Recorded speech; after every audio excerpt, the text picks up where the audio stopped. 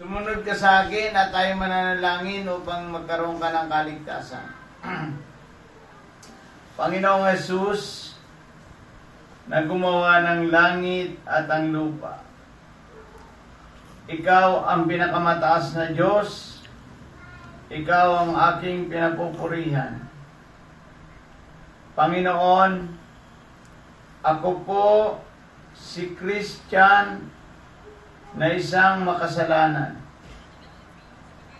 Ako po ay nagsisisi at handang tumalikod sa aking mga kasalanan.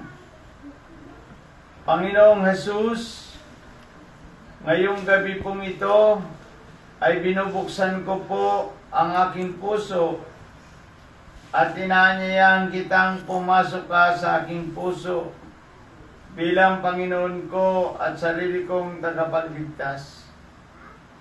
Ikaw na po ang maghari sa aking buhay mula ngayon at magpakailanman, sa pangalan ni Jesus. Amen.